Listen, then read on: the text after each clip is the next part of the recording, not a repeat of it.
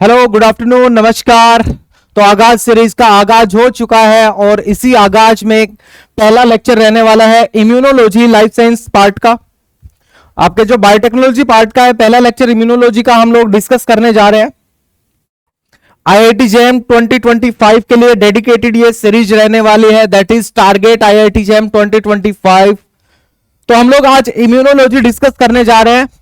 तो मुझे लगता है सभी स्टूडेंट्स तैयार होंगे इसके लिए। चलिए स्टार्ट करते हैं टॉपिक अपना। भाई आज का जो पहला टॉपिक है उसमें हम इम्यूनोग्लोबुलिन्स के बारे में डिस्कस करेंगे। और इम्यूनोग्लोबुलिन्स मतलब एंटीबॉडी, और एंटीबॉडी का सबसे पहले हमें स्ट्रक्चर देखना पड़ेगा। उसके बाद हम उसका प्रोटीएज डाइजेशन देखेंगे। जो डाइजेशन होता है प्रोटीएज एंजाइम से, या उसको प्रोटियोलाइटिक डाइजेशन भी बोल सकते हैं, वो वाला पार्ट आज की क्लास में देखने वाले हैं। चलो सबसे पहले पता होना चाहिए इम्यूनोग्लोबुलिन होता क्या है। हम इसको बोल सकते हैं इम्यूनोग्लोबुलिन, या फिर हम इसको बोल सकते हैं क्या, एंटीबॉडी, है ना। इम्यूनोग्लोबुलिन या एंटीबॉडी हम बोल सकते हैं। तो भाई ये एंटीबॉडी या इम्यूनोग्लोबुलिन पाया कहां पे जाता है, कहां पे रहता है ये? तो ये प्रेजेंट होता है कहां पे? सीरम में। कहां पर? सीरम में प्रेजेंट होता है। अब ये सीरम क्या है? सीरम क्या है? मान के चलो हमारे पास है ब्लड, है ना, हमारे पास है ब्लड, और हमने एक टेस्ट ट्यूब में, आप सपोज करो एक टेस्ट ट्यूब में हमने ले लिया है यहां पे ब्लड। तो इस टेस्ट ट्यूब में ब्लड है, हम इसको थोड़ी देर के लिए छोड़ देंगे एज इट इज। हमने ब्लड निकाल लिया, किसी भी ऑर्गेनिज्म का, किसी भी एनिमल का ब्लड निकाल लिया हमने, इसको रेस्ट किया, rest at 4 degree Celsius and followed by centrifuge. हमने क्या किया, हमने थोड़ी सी देर तक इसको रेफ्रिजरेट करके रखा 4 डिग्री सेल्सियस पे। उसके बाद हमने इसको सेंट्रीफ्यूज कर लिया। तो जब हम लोग सेंट्रीफ्यूज इसका करेंगे तब हमें क्या देखने को मिलेगा? तब हमें कुछ इस तरह का देखने को मिलेगा कि ये जो ब्लड होगा ये क्लोट हो चुका होगा। ब्लड का हमें क्या देखने को मिलेगा? क्लोट।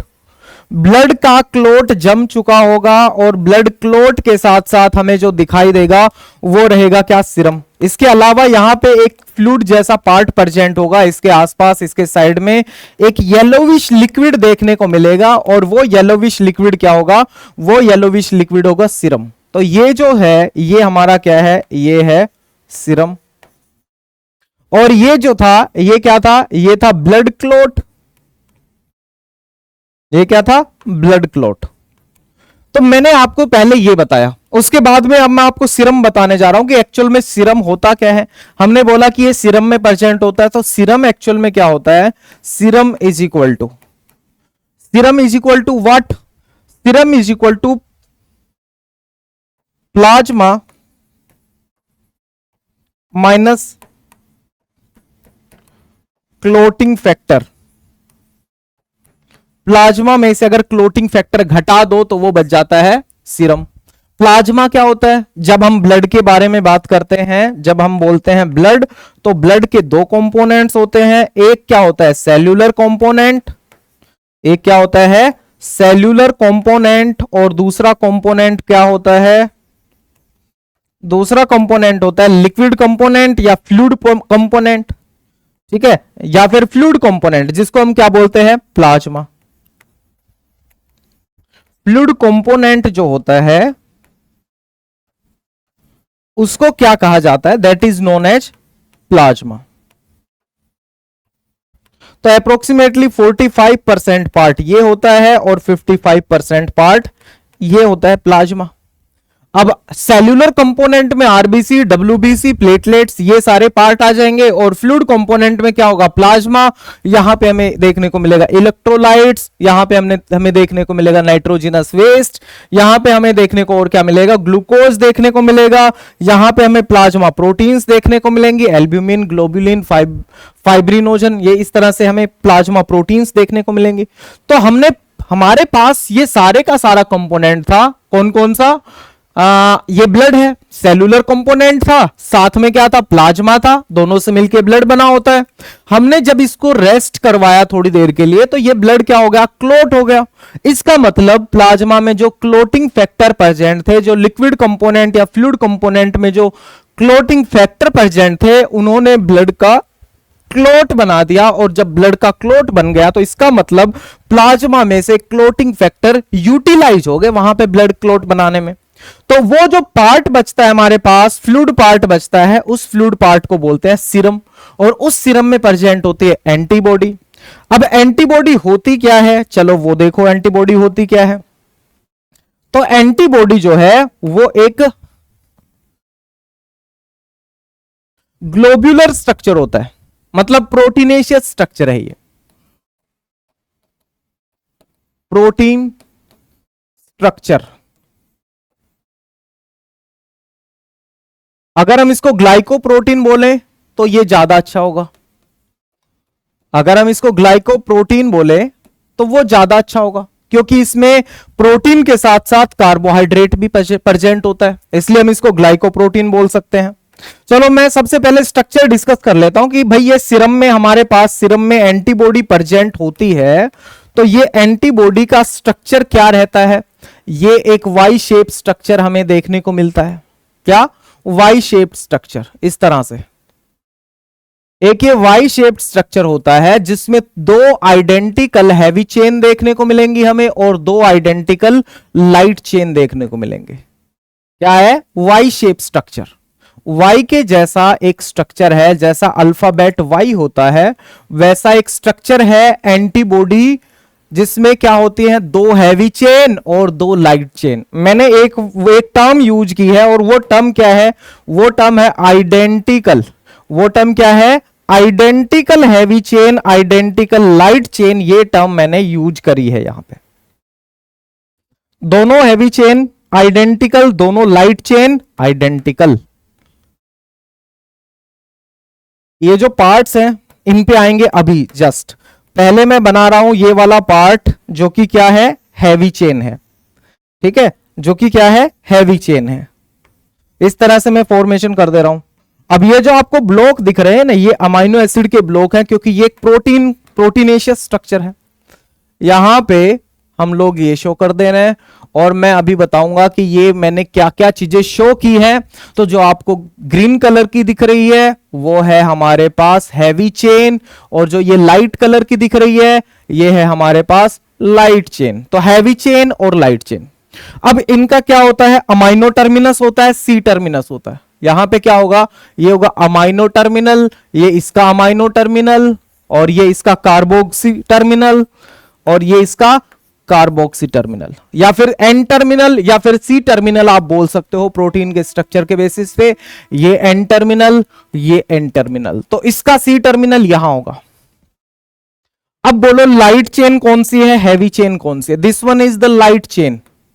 क्या है ये, लाइट चेन। और जो आपको ग्रीन कलर की दिख रही है ये क्या है, हैवी चेन। मैं कंपोनेंट के बारे में बात कर रहा हूं, मैंने ये अलग अलग क्यों बनाए हैं। यहां पर प्रेजेंट होता है, देखो जो पहले वाला जो स्ट्रक्चर है, जो सबसे ऊपर आपको दिख रहा है जो स्ट्रक्चर, उस स्ट्रक्चर में प्रेजेंट होते हैं क्या, सीडीआरस। 1 2 3 इस तरह से। यहां पे भी क्या प्रेजेंट होगा, सीडीआर 1 2 3। ये अमाइनो एसिड की सीक्वेंस है, क्योंकि यहां पर अमाइनो एसिड का डिफरेंस हमें देखने को मिलता है। ये जो सीक्वेंस है, क्योंकि ये प्रोटीन स्ट्रक्चर है और प्रोटीन स्ट्रक्चर में अमाइनो एसिड्स हमें देखने को मिलेंगे। और यहां पे ये वाला जो रीजन है इसको क्या कहा जाता है, ये है वेरिएबल रीजन। क्या है, वेरिएबल रीजन, क्योंकि ये वेरी करता है इसलिए इसको बोला जाता है वेरिएबल रीजन। तो ये वाला बोला जाएगा variable region of heavy chain, ये वाला बोला जाएगा variable region of light chain. उसी तरह से ये भी क्या होगा, ये भी होगा variable region of light chain, और ये भी क्या होगा, ये भी होगा variable region of heavy chain. अगर हम अमाइनो एसिड सीक्वेंस के बारे में बात करते हैं, दूसरी बात यह है कि ये वाला रीजन कौन सा होगा, इसको कहा जाता है constant region of heavy chain. Constant region of heavy chain 1, और ये क्या होगा, constant region of light chain, constant region of light chain, Cl इसको लिख सकते हैं। ये क्या होगा, ये होगा constant region of heavy chain 1। उसी तरह से ये क्या होगा, ये होगा CH2 constant region of heavy chain number 2। ये कौन सा होगा, constant region of heavy chain number 3। अब हैवी चेन और लाइट चेन का बार बार नाम आ रहा है, बार बार जिक्र आ रहा है, क्यों इसको हैवी चेन और लाइट चेन कहा जाता है, चलिए उस बारे में डिस्कस कर लेते हैं हम।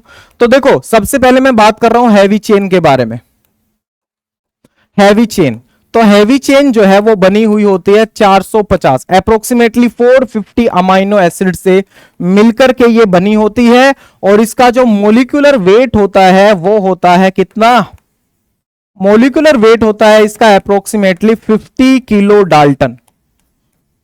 और लाइट चेन जो है ये है हमारे पास लाइट चेन, और लाइट चेन जो है वो लगभग बनी होती है 214 अमाइनो एसिड से मिलके, और इसका जो मोलिकुलर वेट होता है, मोलिकुलर वेट वो होता है अप्रोक्सीमेटली 25 किलो डाल्टन। इसी वजह से, क्योंकि इसका मोलिकुलर वेट कम है तो इसको लाइट चेन कहा जाता है, इसका मोलिकुलर वेट ज्यादा है तो इसको हैवी चेन कहा जाता है।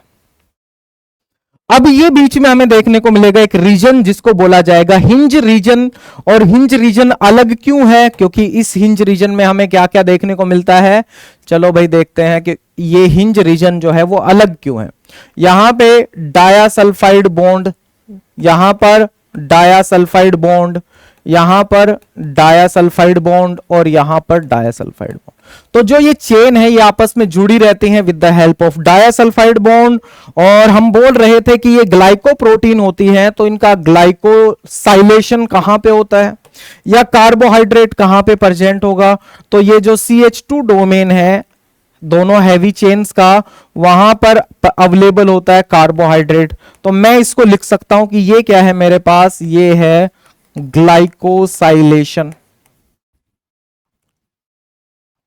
मैं बोल दूं कि यहां पे कार्बोहाइड्रेट अटैच्ड है, तो ये हमें स्ट्रक्चर देखने को मिलता है। ये ग्लाइकोसाइलेशन जो है वो कांस्टेंट रीजन या constant domain of heavy chain number 2 के बीच में होता है। इस वाले स्ट्रक्चर का नाम क्या है, ये जो राउंड राउंड स्ट्रक्चर हमने शो किया है, इस राउंड वाले स्ट्रक्चर का नाम क्या है, हिंज रीजन। इसको कहा जाता है हिंज रीजन। तो ये हमारे पास इम्यूनोग्लोबुलिन या एंटीबॉडी का एक स्ट्रक्चर है। ओके, हैवी चेन और लाइट चेन का कॉन्सेप्ट हमें यहां पे देखने को मिलता है। तो हमने क्या बोला कि हमने बोला कि प्रोटीनेशियस स्ट्रक्चर होता है, वाई शेप्ड स्ट्रक्चर होता है एंटीबॉडी, वाई शेप्ड स्ट्रक्चर। आप बोलो कि वाई शेप स्ट्रक्चर है या वाई शेप्ड ग्लाइकोप्रोटीन है,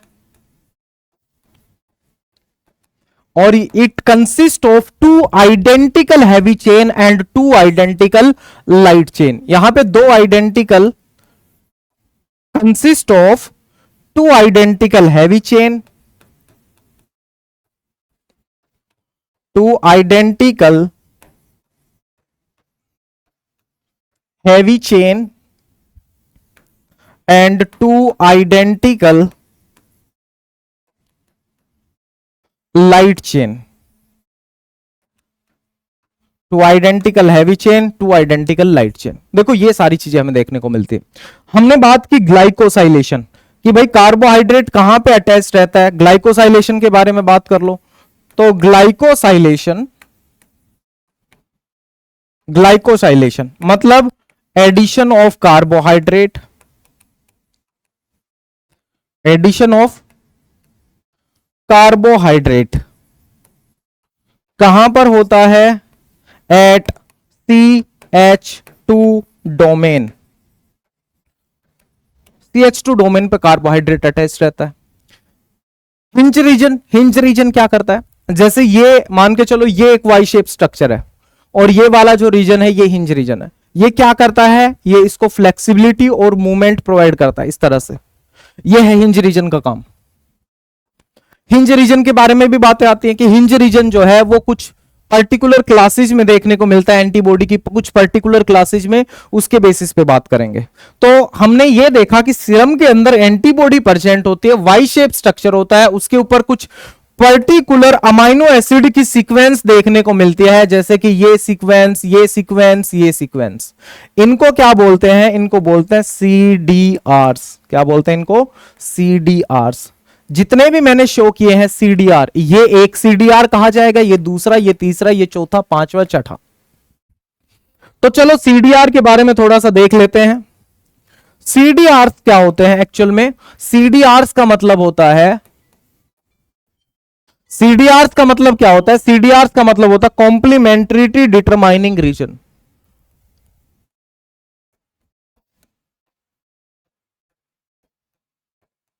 कॉम्प्लीमेंट्रिटी डिटरमाइनिंग रीजन, ये होते हैं सीडीआर। इसका मतलब सीडीआर का मतलब क्या होता है? कॉम्प्लीमेंट्रिटी डिटरमाइनिंग रीजन। अब मैं आपको एक ये चेन बना के दिखा रहा हूं, मैं शो कर रहा हूं कि ये इसका क्या है? अमाइनो टर्मिनल है, और यहां पर अमाइनो एसिड की सीक्वेंस प्रेजेंट होती है।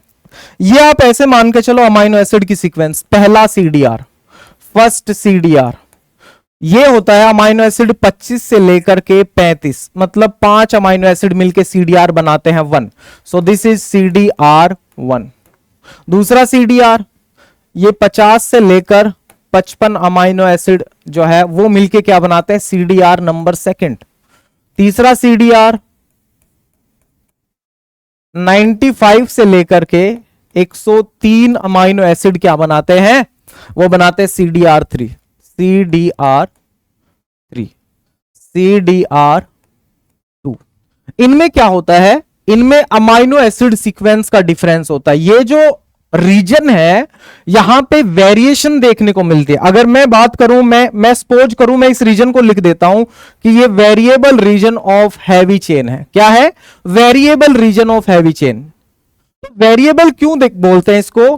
क्योंकि यहां पे वेरिएशन देखने को मिलती है, variation in the sequence of amino acid.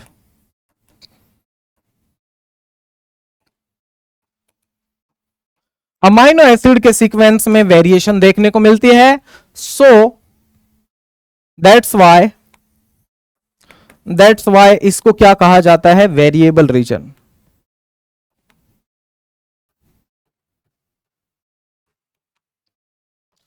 और कांस्टेंट रीजन को कांस्टेंट क्यों कहा जाता है? Not so much variation, not so much variation,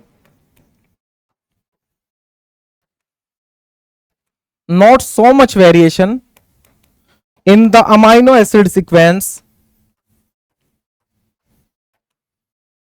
of constant region। तो जो कांस्टेंट रीजन है उसके अमाइनो एसिड सीक्वेंस के अंदर ज्यादा वेरिएशन देखने को नहीं मिलता है, इसलिए उसको क्या कहा जाता है? That's why constant region, that's why constant region. तो जो वेरिएबल रीजन है हैवी चेन और लाइट चेन का, जो वेरिएबल रीजन है, वो दोनों रीजन मिलके क्या बनाते हैं? Antigen binding site. ठीक है, वो क्या बनाते हैं? Antigen binding site.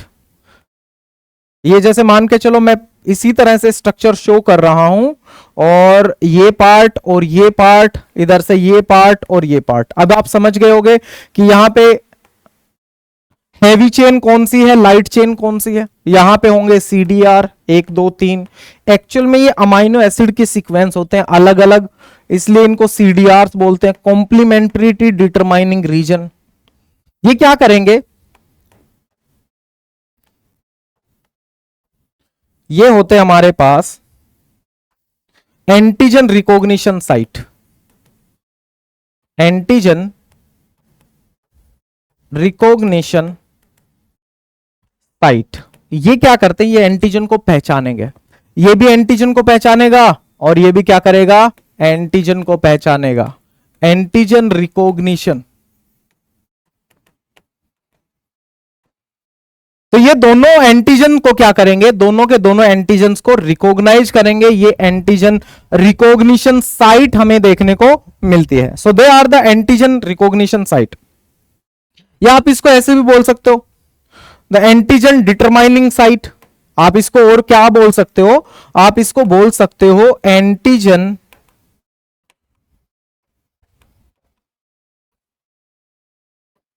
Determining site. Antigen determining site या एंटीजन रिकॉग्निशन साइट, ये हम इसको बोल सकते हैं। Got it. तो अगर एक एंटीबॉडी की बात करें, अगर एक एंटीबॉडी की बात करें, मैं मान के चलो मैं इस एंटीबॉडी की बात कर रहा हूं, या जो आपने स्ट्रक्चर अभी अभी पढ़ा है उस स्ट्रक्चर की मैं एंटीबॉडी की बात कर रहा हूं, तो दो एंटीजन डिटरमाइनिंग साइट्स प्रेजेंट होते हैं। दो एंटीजन डिटरमाइनिंग साइट्स प्रेजेंट होगी एक एंटीबॉडी में। ओके, एक एंटीबॉडी में दो एंटीजन डिटरमाइनिंग साइट होगी। तो so two antigen determining site present in an immunoglobulin. मैं इसको लिख दे रहा हूं आईजी, ठीक है। हम जहां पे भी इम्यूनोग्लोबुलिन के बारे में बात करेंगे हम लिखेंगे आईजी। दो एंटीजन डिटरमाइनिंग साइट, ये एंटीजन को पहचानेंगे। और एक बात और भी, एक बात और हम यहां से डिस्कस करेंगे। वो बात क्या है, वो बात ये है, चलो देखो, अगर मैं मान के चलो मैं आपको शो कर रहा हूं एक एंटीबॉडी, ठीक है, मैं आपको शो कर रहा हूं एक एंटीबॉडी, ये आपको शो की मैंने एक एंटीबॉडी, ये इसकी heavy chain light chain, heavy chain light chain, ठीक है, ये होगी एक एंटीबॉडी।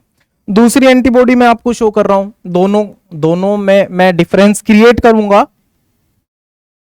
दोनों में मैं डिफरेंस क्रिएट करूंगा कि मेरे पास दो अलग अलग एंटीबॉडी हैं इस तरह से।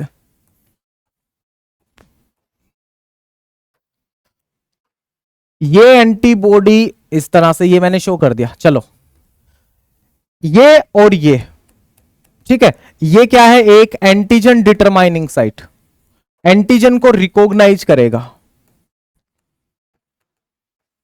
ये भी क्या करेगा, ये भी एंटीजन को रिकॉग्नाइज करेगा, ये भी रिकॉग्नाइज करेगा एंटीजन को। ये और ये सेम एंटीजन को रिकॉग्नाइज करेंगे। अगर मैं इनको नाम दे दूं, जैसे इसको बोलूं कि मेरे पास ये एंटीबॉडी नंबर 1 है, ये मेरे पास एंटीबॉडी 2 है जो कि अलग है, ये एंटीजन को डिटरमाइन करेगा। ये मैं, या फिर मैं आपको समझाने के लिए बोलूं कि ये एंटीजन को क्या करेगा, रिकॉग्नाइज करेगा। अगर मैं बोलूं कि ये एंटीजन को रिकॉग्नाइज करेगा, ये भी एंटीजन को, ये और ये क्या करेंगे, they will recognise same antigen, ये और ये they will recognise same antigen. और अगर मैं इस एंटीबॉडी के रेस्पेक्ट में इसकी बात करूंगा, मैं बोलूंगा कि अगर इन दोनों की हम बात करते हैं तो ये दोनों अलग अलग एंटीजन को रिकॉग्नाइज करेंगे। ये एंटीबॉडी का साइट और ये एंटीबॉडी का साइट, दे रिकॉग्नाइज डिफरेंट एंटीजन। अगर ये एंटीजन एक्स को रिकॉग्नाइज कर रहा है तो ये रिकॉग्नाइज करेगा एंटीजन वाई को, एंटीजन जेड को, अलग एंटीजन को रिकॉग्नाइज करेगा। तो एक एंटीबॉडी के पास दो एंटीजन डिटरमाइनिंग साइट होती है और इसी को क्या बोलते हैं, इसी को बोलते हैं वैलेंसी। इसी को क्या कहा जाता है, वैलेंसी ऑफ एन इम्यूनोग्लोबुलिन। एक इम्यूनोग्लोबुलिन की वैलेंसी कहा जाता है, ठीक है। तो अगर हम देखो, चलो ये तो हमने देख लिया, एंटीबॉडी का स्ट्रक्चर थोड़ा सा देख लिया। अब मैं एक बात और यहां पे डिस्कस करता हूं। मान के चलो हमारे पास एक ब्लड का सैंपल है, ठीक है, मेरे पास क्या है, एक ब्लड का सैंपल, ये है मेरे पास एक ब्लड का सैंपल, हमें पता नहीं, ये पूरा एक ब्लड का सैंपल है इस तरह से। और मैं यहां पर स्टडी क्या कर रहा हूं, मैं कांस्टेंट रीजन के बारे में स्टडी कर रहा हूं। I am studying about the amino acid sequence of immunoglobulins, ठीक है। और ये अमाइनो एसिड सीक्वेंस किसके पर्टिकुलर रहेगी? मैं अमाइनो एसिड सीक्वेंस स्टडी जो कर रहा हूं वो कर रहा हूं constant region of heavy chain.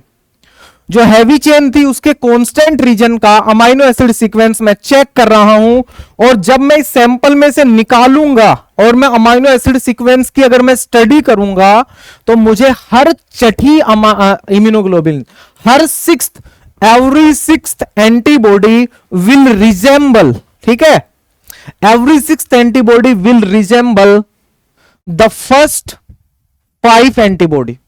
बात क्या हुई? बात ये, सपोज करो मैंने यहां पे एक एंटीबॉडी यहां पे निकाली, मैंने एक एंटीबॉडी डिस्कस की, वो अलग थी। सपोज करो कि उसका क्या था, उसमें ये डेल्टा चेन था। मैं अल्फा से स्टार्ट करता हूं, मैं कांस्टेंट रीजन स्टडी कर रहा हूं, मेरे को मिला एक चेन, उसका नाम मैंने दे दिया अल्फा चेन। मैं कंप्लीट कांस्टेंट रीजन स्टडी कर रहा हूं।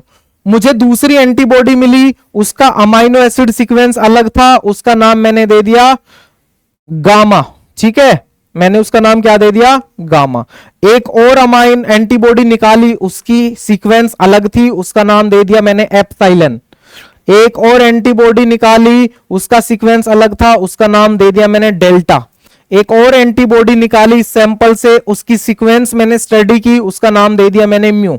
तो मेरे को 5 अलग अलग तरह के सीक्वेंस मिली। किस चीज की sequence? Constant region, heavy chain के कांस्टेंट रीजन के बारे में बात कर रहा हूं। तो अगर मैं छठी एंटीबॉडी निकालूंगा यहां से, मैं ये 5 निकाल चुका, 5 अलग अलग आई, बाय चांस मेरे पास 5 अलग अलग आई, और 5 अलग अलग आने के बाद अगर मैं छठी निकालूंगा तो वो इनमें से किसी ना किसी के साथ मैच करेगी।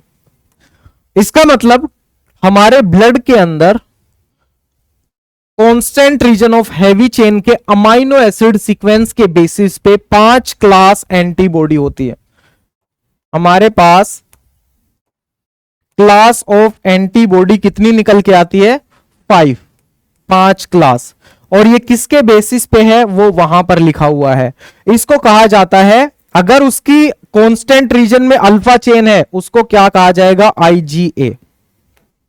अगर गामा चेन है उसको कहा जाएगा IgG। अगर एप्सिलॉन चेन है उसको क्या कहा जाएगा? IgE। अगर डेल्टा चेन है उसको क्या कहा जाएगा? IgD। और अगर म्यू चेन है उसको क्या कहा जाएगा? IgM। तो हैवी चेन के कांस्टेंट रीजन, हैवी चेन के कांस्टेंट रीजन की अमाइनो एसिड सीक्वेंस चेक करते हैं तो 5 क्लास हमें अमाइनो एसिड की देखने को मिलती है। सपोज करो मैं लाइट चेन के बारे में स्टडी कर रहा हूं, ठीक है, मैं on the basis of light chain, on the basis of constant region of light chain, on the basis of constant region of light chain, तो जहां पे C लिखा है मतलब कांस्टेंट, L लिखा है लाइट चेन, तो उसके बेसिस पे 2 क्लास ऑफ इम्यूनोग्लोबुलिन्स देखने को मिलते हैं। 2 class of immunoglobulins.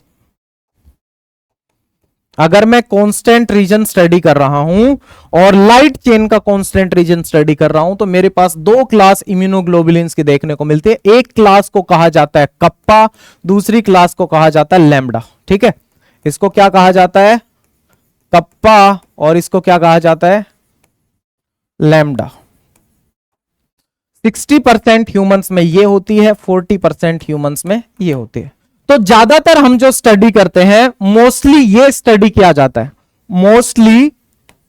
Mostly studied जो क्लास होती है वो ये होती है। हम ज्यादातर इसके बेसिस पे स्टडी करते हैं, हम लाइट चेन के कांस्टेंट रीजन के बेसिस पे स्टडी नहीं करते हैं, क्योंकि ये कांस्टेंट रीजन है, इसमें ज्यादा वेरिएशन नहीं देखने को मिलती है, और जो वेरिएशन देखने को मिली उसके बेसिस पे हमने एंटीबॉडी की क्लास बना दी। और वेरिएबल रीजन वेरी करता है, ये जो रीजन है, क्योंकि भाई नेचर में million type of pathogens, antigens हैं, उनको रिकॉग्नाइज करना है, पहचान करनी है। तो ये जो अलग अलग CDRs हैं, यहां पे अमाइनो एसिड सीक्वेंस का डिफरेंस हमें देखने को मिलता है, इसलिए इसको क्या कहा जाता है? Variable region. इसलिए यहां पे वेरिएशन होता है, वेरिएबल रीजन कहा जाता है, ठीक है। चलो अब देखो, हम लोग बात कर रहे थे हिंज रीजन की, हम लोग किसके बारे में बात कर रहे थे? हिंज रीजन के बारे में बात कर रहे थे। तो हिंज रीजन और ग्लाइकोसाइलेशन, मैं दोनों चीजों के बारे में यहीं पर डिस्कस कर लेता हूं। तो हमारे पास क्या है, मैं पहले ग्लाइकोसाइलेशन के बारे में बात करता हूं। ग्लाइकोसाइलेशन कहां पर होता है? At CH2 domain, at CH2। अब इसमें मेरे को बताने की जरूरत नहीं है कि हैवी चेन है या फिर लाइट चेन है और कौन सा रीजन है, मैंने लिख दिया CH2 region, constant region of heavy chain. Glycosylation की वजह से क्या होता है? मोलिकुलर वेट बढ़ता है। मोलिकुलर वेट जो है वो इंक्रीज होता है एंटीबॉडी का, इसलिए उसका लाइफ स्पैन इंक्रीज होता है। इसलिए उसका क्या होता है? लाइफ स्पान इंक्रीज होता है।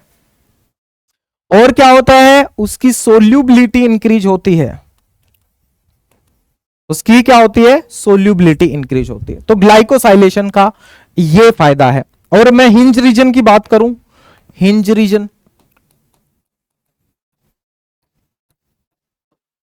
तो ये जो हिंज रीजन है, आप देख चुके हो हिंज रीजन कहां है? ये है मेरे पास हिंज रीजन, ये वाला, ये जो दिख रहा है ये क्या प्रोवाइड करता है? ये फ्लेक्सिबिलिटी प्रोवाइड करता है। हिंज रीजन क्या करता है? हिंज रीजन जो है दैट प्रोवाइड्स फ्लेक्सिबिलिटी, एंटीबॉडी को ये फ्लेक्सिबिलिटी प्रोवाइड करता है। और कहां पे प्रेजेंट होगा? सबसे पहले ये देखो, it present between CH1 and CH2 domain.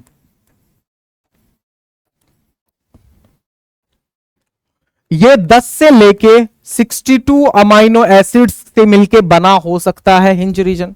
और ये क्या प्रोवाइड करता है? It provide flexibility, it provide flexibility to, किसको प्रोवाइड फ्लेक्सिबिलिटी करता है? ये फ्लेक्सिबिलिटी प्रोवाइड करता है FAB आर्म को। ये FAB आर्म कहां है? अब हम इसके बारे में बात करेंगे जब प्रोटीएज डाइजेशन के बारे में बात करेंगे, तब मैं इस आर्म के बारे में भी डिस्कस करूंगा कि भाई ये आर्म जो है इसका क्या यूज है। तो ये फैब आर्म को फ्लेक्सिबिलिटी प्रोवाइड करता है, इस तरह से मूवमेंट प्रोवाइड करता है। तो ये हिंज रीजन, और हिंज रीजन प्रेजेंट किन किन में होता है? Only present in antibody A, G और D, ठीक है। ए एंटीबॉडी IgA, IgG और IgD में प्रेजेंट होता है। हमने 5 क्लासेस देखी, 5 क्लासेस में से IgA, IgG और IgD के अंदर प्रेजेंट होता है हिंज रीजन। और ये हिंज रीजन अब्सेंट होता है किन में? Absent in IgM and IgE। तो ये दो एंटीबॉडी में हिंज रीजन अब्सेंट होता है। तो इनमें हिंज रीजन अब्सेंट होता है, उसकी जगह क्या प्रेजेंट होगा? चलो मैं अभी डिस्कस करता हूं। तो इन हिंज रीजन यहां पे IgM और IgE में अब्सेंट होता है, उसकी जगह क्या प्रेजेंट होता है? चलो देखते हैं। अब मैं डाइसल्फाइड बॉन्ड के बारे में बात करूंगा कि भाई एक एंटीबॉडी के स्ट्रक्चर में डाइसल्फाइड बॉन्ड प्रेजेंट होते हैं। कितने डाइसल्फाइड बॉन्ड प्रेजेंट होते हैं? ठीक है, इस तरह से।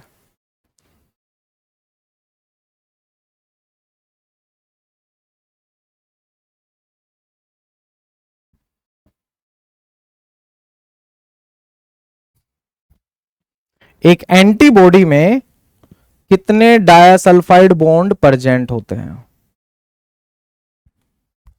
तो डायसल्फाइड बॉन्ड जो है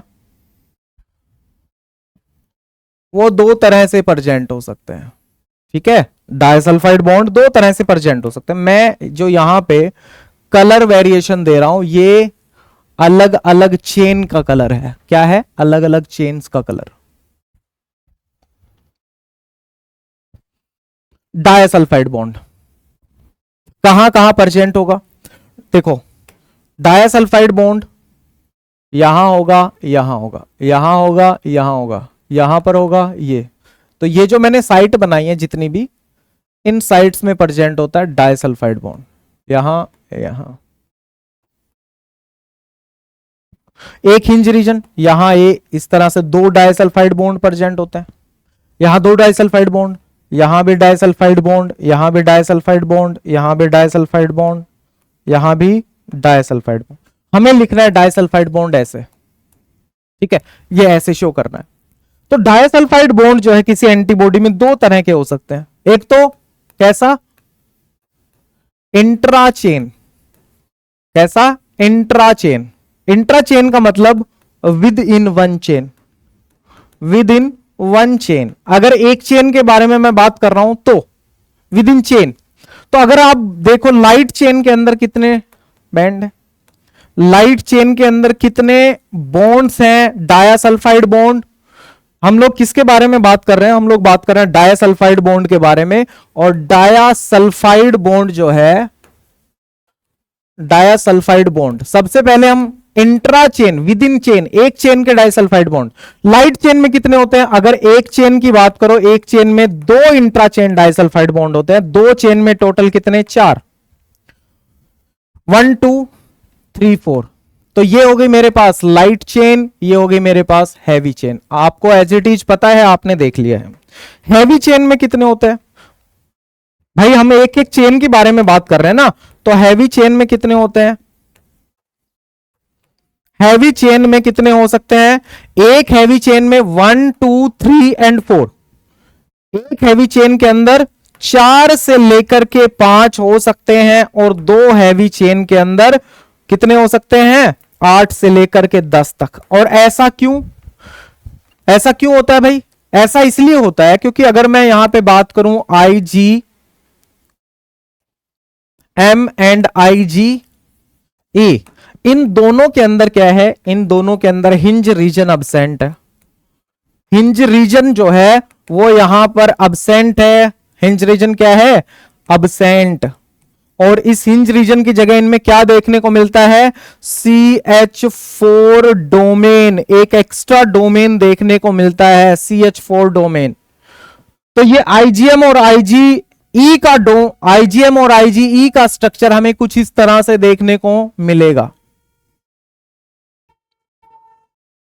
हिंज रीजन अब्सेंट है, हिंज रीजन अब्सेंट है।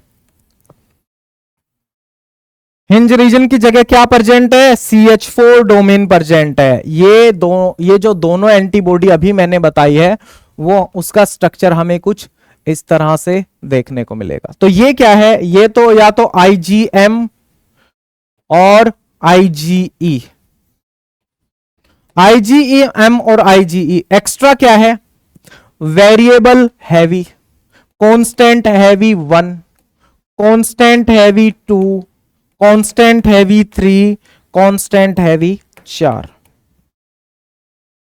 ये एक्स्ट्रा डोमेन होता है। इसलिए यहां पे डायासल्फाइड बॉन्ड एक अगर सिंगल चेन हैवी की बात करें तो वहां पे एक बढ़ जाता है, अगर दो चेन की बात करें तो दो बढ़ जाते हैं।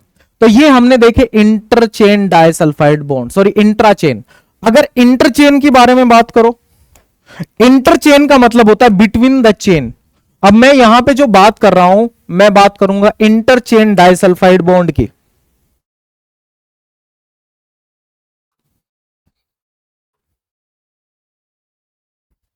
इंटरचेन, इंटरचेन, इंटरचेन का मतलब क्या है, between the chain, between the chain. तो एक तो कंडीशन ये हो सकती है between heavy and light chain, between heavy and light chain. तो आपको हैवी और लाइट चेन के बीच में कितने बॉन्ड देखने को मिलते हैं, एक यहां पर होता है, एक यहां पर होता है। दो बॉन्ड देखने को मिलते हैं, कितने, टोटल दो, टोटल दो। और यहां पे हैवी और हैवी चेन के बीच में कितने बॉन्ड आपको देखने को मिल सकते हैं, यहां पे आपको देखने को मिल सकते हैं 2 से लेकर के 15, 2 से लेकर 15 देखने को मिल सकते हैं। किस किस के बीच में, between heavy and heavy chain. दो हैवी चेन के बीच में हमें 2 से लेकर के 15 डाइसल्फाइड बॉन्ड देखने को मिल सकते हैं। तो ये सारी बातें थी एंटीबॉडी के स्ट्रक्चर के बारे में। This was about antibody structure. तो यहां पे हमने ग्लाइकोसाइलेशन के बारे में देख लिया और एक दो चीजें और देखी हैं। अब मैं एक चीज और डिस्कस करना चाह रहा हूं आपसे कि ये जो एंटीबॉडी है, ये हमने बताया है कि ये एंटीबॉडी है, ठीक है। ये मेरे पास क्या है, या मैं इसको IG बोलूं इम्यूनोग्लोबुलिन, AB बोलूं एंटीबॉडी, इनमें से कोई भी। ये क्या कर सकती है, it can recognise an antigen, it can recognise an antigen, ये एंटीजन को रिकॉग्नाइज कर सकती है, but cannot kill the antigen, ये एंटीजन को किल नहीं कर सकती है। किल करने का फंक्शन कौन लेता है, किल करने का फंक्शन लेती है सेल्स, इम्यून सेल्स। मान के चलो ये मेरे पास न्यूट्रोफिल है और इस न्यूट्रोफिल के पास अटैच रहता है आईजी रिसेप्टर, आईजी रिसेप्टर। जहां पे आईजी लिखा आ जाए मतलब वहां पे हम इम्यूनोग्लोबुलिन के बारे में बात करते हैं। ये न्यूट्रोफिल जो है, ये मैंने जो एग्जांपल शो किया है वो किसका, न्यूट्रोफिल का शो किया है। तो ये न्यूट्रोफिल जो है it can not recognise antigen, ये एंटीजन को रिकॉग्नाइज नहीं कर सकती है, इट कांट रिकॉग्नाइज, लेकिन ये किल कर सकती है, but it can kill the antigen, kill the antigen. और दोनों फंक्शन एक साथ परफॉर्म कैसे होंगे, दोनों फंक्शन एक साथ परफॉर्म कैसे होंगे, तो दोनों फंक्शन परफॉर्म करने के लिए क्या करना पड़ेगा, दोनों को साथ आना पड़ेगा, साथ आएंगे दोनों। ये है ये है हमारे पास न्यूट्रोफिल, जो कि एक एंटीजन प्रेजेंटिंग सेल है, डिस्कस करेंगे आगे। ये है इसका इम्यूनोग्लोबुलिन का रिसेप्टर, ये हो गया इम्यूनोग्लोबुलिन का रिसेप्टर। तो ये इम्यूनोग्लोबुलिन जो थी ये इसके साथ यहां पर इस तरह से बाइंड कर जाएगी, एंटीजन को ये रिकॉग्नाइज कर लेगी, एंटीजन को रिकॉग्नाइज कर लेगी, एंटीजन यहां पे बाइंड हो जाएगा। आगे क्या होगा, आगे होगा एक प्रोसेस जिसको बोलते हैं एंडोसाइटोसिस। क्या, एंडोसाइटोसिस। और ये जो एंडोसाइटोसिस है ये एक तरह का रिसेप्टर मीडिएटेड एंडोसाइटोसिस है। कैसा, रिसेप्टर मीडिएटेड, क्योंकि यहां पर रिसेप्टर का यूज हुआ है इसलिए इसको कहा जाएगा रिसेप्टर मीडिएटेड एंडोसाइटोसिस। आप जो फेगोसाइटोसिस पढ़ते हो बिल्कुल उसी फेगोसाइटोसिस के जैसा है। यहां पे क्या होगा, एंडोसाइटोसिस हो जाएगा। किसका एंडोसाइटोसिस हो जाएगा, इसके एंटीबॉडी के रिसेप्टर का और साथ में इस एंटीबॉडी का। इस तरह से ये क्या हो जाएगा, रिसेप्टर मीडिएटेड एंडोसाइटोसिस। साथ में ये एंटीजन प्रेजेंट था इस तरह से, और ये बनाएगा क्या, एक एंडोसोम। ये जो स्ट्रक्चर होगा ये क्या होगा, ये होगा एंडोसोम। अब जो ये न्यूट्रोफिल था, न्यूट्रोफिल एक सेल है, इसका लाइसोसोम आके इस पे अटैच हो जाएगा और ये लाइसोसोम मीडिएटेड इसके डिग्रेडेशन हो जाएगी। किसकी, एंटीजन की। Lysosomal mediated degradation of antigen. तो इस एंटीजन की क्या हो जाएगी, डिग्रेडेशन हो जाएगी, लाइसोसोमल मीडिएटेड डिग्रेडेशन। तो दोनों इफेक्टर फंक्शन और रिकॉग्निशन फंक्शन ऐसे परफॉर्म होगा। रिकॉग्निशन फंक्शन केवल ये परफॉर्म कर सकती है, इफेक्टर फंक्शन केवल ये परफॉर्म कर सकते हैं। दोनों एक साथ होने चाहिए, दोनों क्या होने चाहिए, दोनों एक साथ होने चाहिए।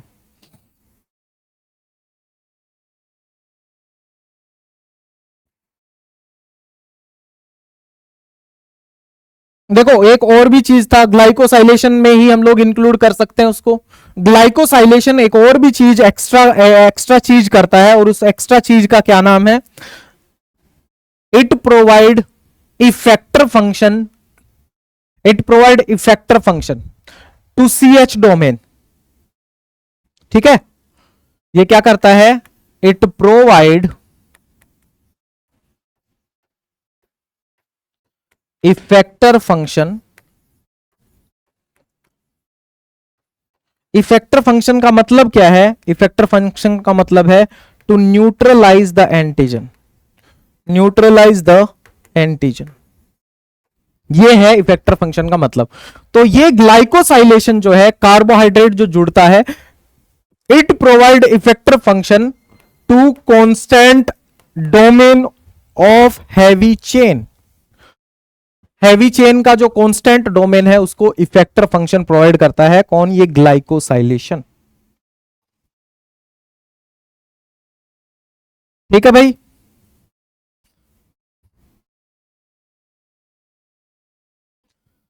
अब इतनी बातें ठीक है, चलो चला जाए अब आगे। तो आगे हम सिर्फ इसका प्रोटियोलाइटिक डाइजेशन देखने वाले हैं कि अगर हम किसी एंटीबॉडी का प्रोटियोलाइटिक डाइजेशन या प्रोटीएज वो एंजाइम होते हैं जो प्रोटीन को डाइजेस्ट करते हैं। सपोज करो, मान के चलो मेरे पास ये एक एंटीबॉडी है, ठीक है, ये इस तरह से मैं एंटीबॉडी शो कर रहा हूं। ये है मेरे पास एक एंटीबॉडी, मैं यहां पर शो कर दे रहा हूं ये डाइसल्फाइड बॉन्ड, यहां पर भी डाइसल्फाइड बॉन्ड।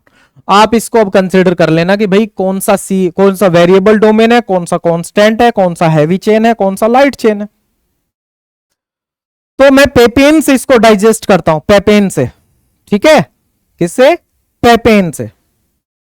तो पेपेन का क्लीवेज साइट जो होगा वो कुछ यहां पर होगा। पेपेन डाइजेस्ट किसके साथ कर रहा हूं? पेपेन डाइजेशन। अगर मैं इसको पेपेन से डाइजेस्ट करूंगा तो मेरे पास क्या बचेगा?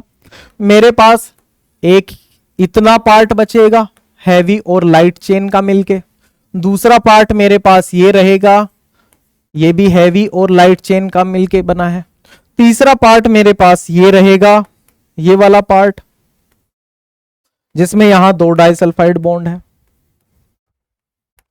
तो ये वाला जो रीजन है, ठीक है, जो ये रीजन मिला, इसका नाम क्या है? इसको बोला जाता है FAB। FAB का मतलब क्या है? F का मतलब है फ्रेगमेंट, F का मतलब क्या है? फ्रेगमेंट, और AB का मतलब क्या है? Antigen binding. AB का यहां पे मतलब क्या है? यहां पर AB का मतलब है एंटीजन बाइंडिंग, एक ऐसा फ्रेगमेंट जो एंटीजन को बाइंड कर सकता है, एंटीजन बाइंडिंग। एक ये FAB, एक ये FAB, और इस रीजन को क्या कहा जाता है? इस रीजन को क्या कहा जाता है? FC reason. F का मतलब आप देख चुके हैं, F का मतलब फ्रेगमेंट है, और C का मतलब क्या है? C का मतलब है क्रिस्टलाइजेबल। यहां पे ये C का मतलब क्या है? यहां पे है क्रिस्टलाइजेबल। इसको क्रिस्टलाइजेबल क्यों बोलते हैं? जब इसको फ्रीज किया जाता है तो ये क्रिस्टल फॉर्म में आ जाता है, इसलिए इसको क्रिस्टलाइजेबल बोलते हैं। जब पेपेन से डाइजेशन होता है किसी एंटीबॉडी का तो हमें क्या देखने को मिलता है? रिजल्ट में मिलता है 2 FAB fragment plus 1 FC fragment, ये देखने को मिलता है। अगर मैं इसको पेप्सिन से डाइजेस्ट करवाऊं, जो कि एक एंडोपेप्टाइडेज है, मैं किससे डाइजेस्ट करवा रहा हूं इसको? मैं अब इस प्रोटीन को पेप्सिन से डाइजेस्ट करवा रहा हूं। किससे? पेप्सिन से। तो यहां डाइसल्फाइड बॉन्ड, यहां डाइसल्फाइड बॉन्ड, और ये रीजन।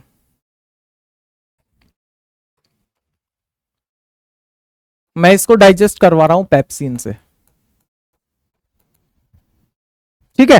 पेप्सिन एक एंडोपेप्टाइडेज है, ठीक है, पेप्सिन जो है वो एक एंडोपेप्टाइडेज है।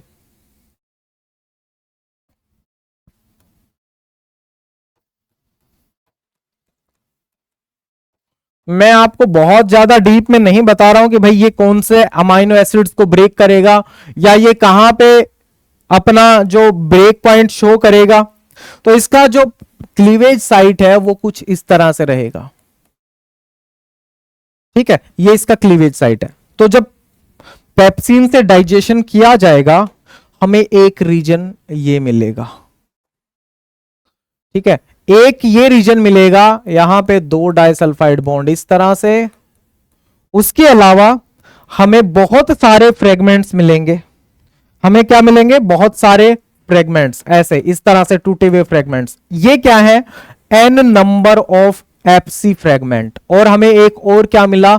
एक फ्रेगमेंट मिला जिसको हम बोल सकते हैं FAB स्क्वायर, FAB2 फ्रेगमेंट, ऐसा हम इसको बोल सकते हैं, क्योंकि 2 एक साथ जुड़े हुए हैं।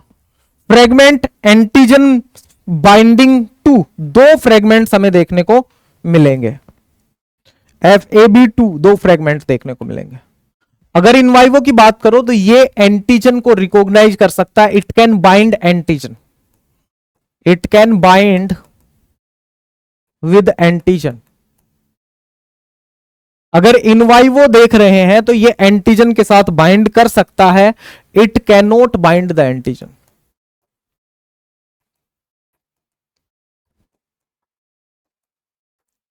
क्योंकि इसका मोलिकुलर वेट कितना रहेगा, मान के चलो ये 25 किलो डाल्टन की थी, ये कितनी थी, ये भी 25, ये कितनी थी, ये टोटल 50 किलो डाल्टन की थी, तो ये लगभग कितने डाल्टन का हो जाएगा, 25 ये अप्रोक्सीमेटली 50 किलो डाल्टन का ये फ्रेगमेंट होगा, 50 किलो डाल्टन का फ्रेगमेंट ये होगा। और अगर इसके बारे में बात करें तो ये फ्रेगमेंट कितना होगा भाई, 50 ये होगा, 50 ये होगा, अप्रोक्सीमेटली 100 किलो डाल्टन का ये होगा। इसलिए ये बाइंड कर सकता है किसके साथ, एंटीजन के साथ। मोलिकुलर वेट ज्यादा इसका है इसलिए ये बाइंड कर सकता है। एक और पार्ट देखने को मिलता है हमें, अगर बाई चांस, अगर मान के चलो मेरे पास एक ये एंटीबॉडी है इस तरह से, ये डाइसल्फाइड बॉन्ड, ये डाइसल्फाइड बॉन्ड, यहां से ये डाइसल्फाइड बॉन्ड, यहां से ये डाइसल्फाइड बॉन्ड। अगर मैं इसको बीटा मर्केप्टो इथेनॉल के साथ ट्रीट करता हूं in reducing environment, okay, beta mercaptoethanol, BME इसको बोलते हैं।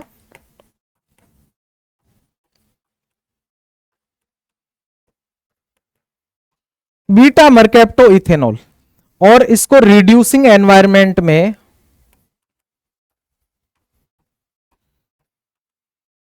बीटा मर्केप्टो इथेनॉल के साथ ट्रीट करता हूं। बीटा मर्केप्टो इथेनॉल क्या करेगा, it will break the interchain disulphide bond. Beta mercaptoethanol ये क्या करता है, इट ब्रेक्स, ये क्या करता है, ब्रेक करता है किसको, interchain disulphide bond, interchain disulphide bond. Interchain disulphide bond को ये ब्रेक करता है। इंटरचेन कौन से हैं, एक इसको ब्रेक कर देगा, इसको ब्रेक कर देगा, इसको ब्रेक कर देगा। इंट्राचेन की बात नहीं हो रही है, इंटरचेन की बात हो रही है। हमें क्या मिलेगी, इस तरह से दो हमें लाइट चेन मिलेंगी, दो अलग अलग हैवी चेन मिलेंगे। टोटल क्या मिली, टोटल मिली 2 heavy chain and 2 light chain. अगर मैं इसके साथ साथ एक चीज और परफॉर्म कर दे रहा हूं, इसका मैं एसडीएस पेज कर दे रहा हूं, इसी के साथ साथ मैं इसका क्या कर दे रहा हूं, SDS page, SDS page perform कर दे रहा हूं। तो हमें बताना है इसमें नंबर ऑफ बॉन्ड्स कितने मिलेंगे, number of bonds, sorry bands, number of bands कितने मिलेंगे इस केस में। तो देखो, जेल इलेक्ट्रोफोरेसिस आप पढ़ोगे, देवाशीष सर आपको पढ़ाएंगे, ठीक है, थोड़ा सा और उसमें ध्यान से देख लेना। हमारे पास क्या होता है, हमारे पास एक लैडर सीक्वेंस होता है जिसमें इस तरह से जो है वो हमें बैंड देखने को मिलते हैं, लैडर यूज करते हैं हम एसडीएस में। मान के चलो ये 10 को रिप्रेजेंट कर रहा है, ये 20 को रिप्रेजेंट कर रहा है, किसको, किलो डाल्टन। मोलिकुलर वेट को रिप्रेजेंट कर रहा है, ये 30 को, ये 40 को, ये 50 को, 50 किलो डाल्टन। इसने पूछा कितने बैंड मिलेंगे, तो बैंड हमें कितने मिलेंगे, देखो हमारे पास 2 आइडेंटिकल लाइट चेन है जिनका मोलिकुलर वेट 25 किलो डाल्टन है। एक बैंड यहां पे मिलेगा जो कितने का होगा, 25 किलो डाल्टन का बैंड होगा, जो किसका होगा, लाइट चेन का होगा। एक ही बैंड क्यों मिलेगा, 2 क्यों नहीं मिलेंगे, 2 लाइट चेन है तो 2 बैंड क्यों नहीं मिलेंगे, क्योंकि दोनों का मोलिकुलर वेट बराबर है, दोनों बैंड एक दूसरे के ऊपर आएंगे तो हमें पता नहीं चलेगा। तो बैंड मिलेगा एक ही, दूसरा बैंड मिलेगा हमें 50 किलो डाल्टन का, ये यहां पे दूसरा बैंड हमें मिलेगा यहां पे, ये 50 किलो डाल्टन का बैंड मिलेगा और ये होगा हैवी चेन का, ये किसका होगा, हैवी चेन का बैंड होगा। दूसरी हैवी चेन का क्यों नहीं मिलेगा, क्योंकि दूसरी हैवी चेन का इसलिए नहीं मिलेगा क्योंकि भाई जो हैवी चेन है एक उसी के ऊपर दूसरी का बैंड आएगा, क्योंकि आइडेंटिकल हैवी चेन है, तो हैवी चेन आइडेंटिकल है दोनों। टोटल बैंड इस केस में कितने मिलेंगे, टोटल बैंड्स हमें एसडीएस जेल पेज में मिलेंगे, total number of 2 bands.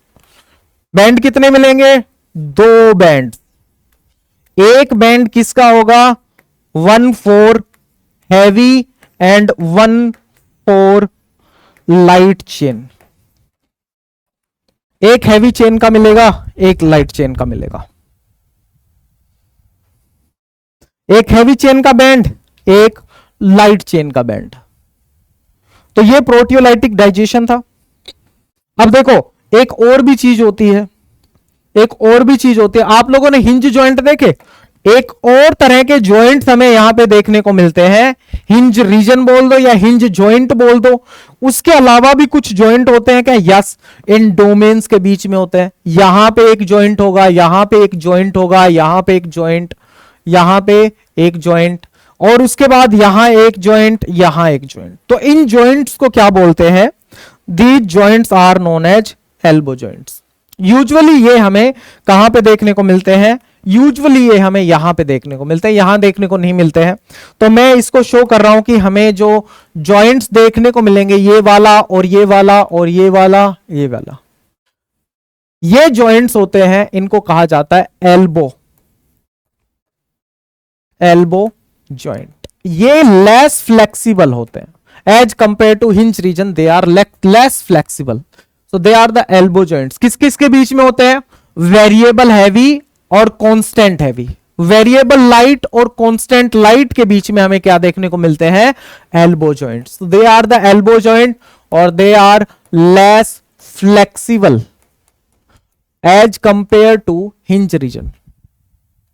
Hinge region के साथ कंपेयर करेंगे तो ये कम फ्लेक्सिबल होते हैं। और हिंज रीजन हमें कहां पे देखने को मिलता है? ये वाला हमारे पास था हिंज रीजन भाई, ये है मेरे पास क्या? Hinge region.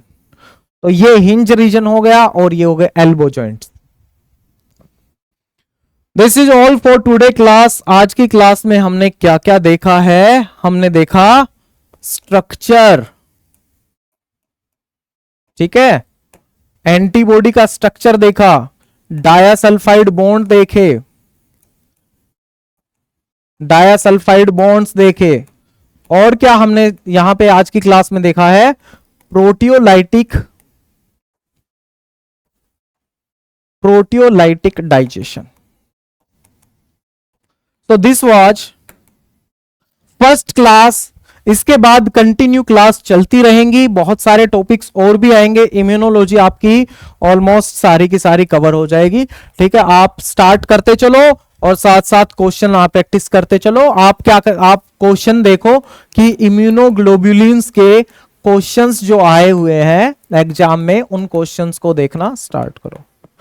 तो आई होप कि आपको ये हेल्पफुल रहेगा लेक्चर। इन फ्यूचर जो भी आप एग्जाम के लिए तैयारी कर रहे हो वो आपके लिए हेल्पफुल रहेगा।